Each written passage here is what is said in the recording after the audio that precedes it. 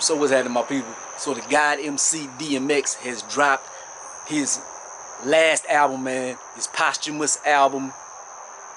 Well, you can say posthumous because it came out after he died, but I think he was already finished with the album and stuff, man. But this is DMX Exodus. 13 songs, 40 minutes runtime, man. Y'all know how I do with my reviews and stuff. This one right here, I'm trying to do this like on the fly. I'm kind of like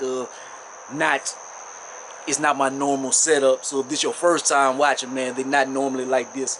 I usually go in on every song and stuff, but I'm not gonna necessarily do that this time around. Like, listen to it at the beginning of this album, man. I was like, damn, it took 4 minutes for you to hear DMX for the first time and stuff, man. And then like towards the beginning of the album, man, like I wasn't too crazy about it, man. Like his breath control and stuff wasn't up to par. He was the last verse on a lot of songs, man. You had to wait a long time for him to get to his verses. And then it was a lot of like unnecessary songs, like wasn't nothing like serious and stuff. Like, but then like the second half of the album, it became more of the DMX that I like. But I think there's a little something for every DMX fan, man. But let me talk about a few joints, man. Let me talk about a little something. So track 1, that's my dog, featuring the Locks and Swiss Beats. This one starts off, if you a Joe Budden fan, this is that Uncle Joe beat from Rage in the Machine. They all do good, man. It comes off like a cipher. But like I said, I hate that DMX album, it takes 4 minutes for you to hear DMX for the first time on his album. So that's the thing I didn't really care for. Number 2, Bad Sauce, featuring Jay-Z and Nas. I'm like, oh shit. Jay-Z starts the record off. I'm like, man, it sounds like this is gonna be like a little sample or something.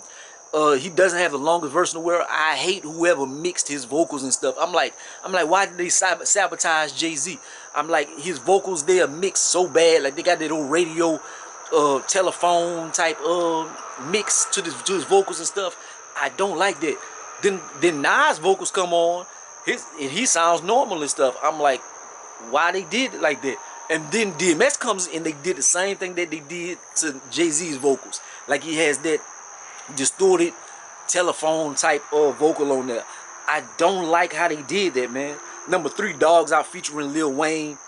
Wayne wrecked that hoe. Wayne get on there and eat. X comes off like he a few steps behind, man. Like he just is just not there yet. Number 5, Hold Me Down, featuring Alicia Keys. Now I like this one. X is on more than one verse, and he talking about like overcoming his demons and persevering and stuff. So it's more serious note. The other joints was like just some rapidy rap type stuff. Like he wasn't really saying too much, and the beats was kind of like he was more in that Swiss Beats bag. Number 6, Skyscrapers, featuring Bono. I love Bono, man. And this right here, it had potential. I think like 27-year-old DMX, he would have killed this. This would have been a classic. But older DMX, this 50-year-old DMX, it just didn't quite come across like, man, young DMX would have ate this up.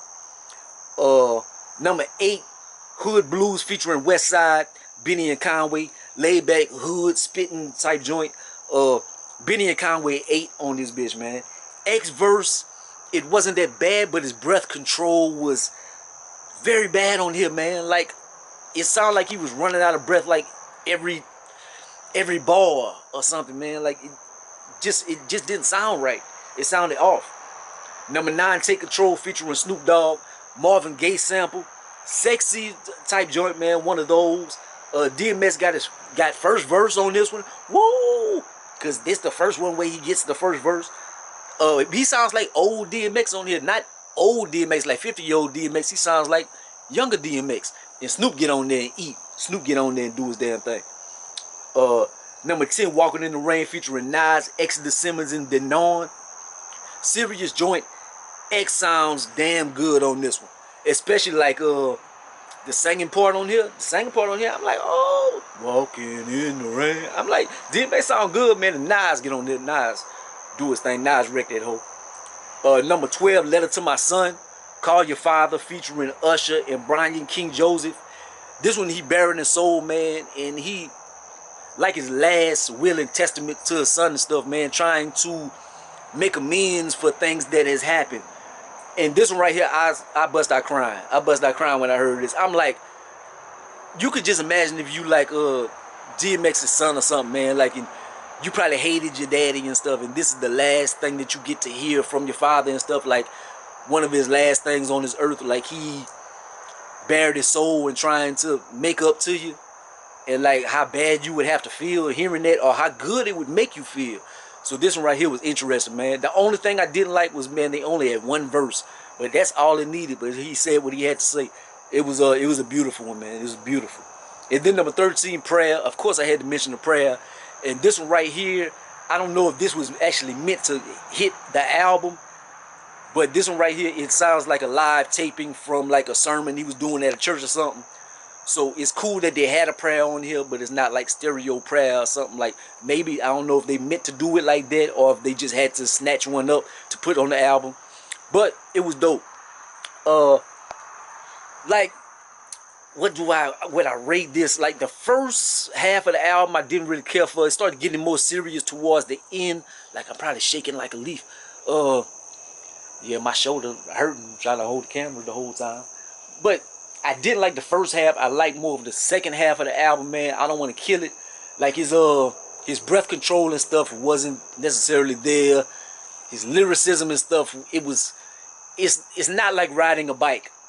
It's kind of like a basketball player, like you trying to get back into the NBA. It's kind of like Isaiah Thomas hurting his hip and trying to get back, and he just can't quite get it. So he did all right on some joints like towards the end, but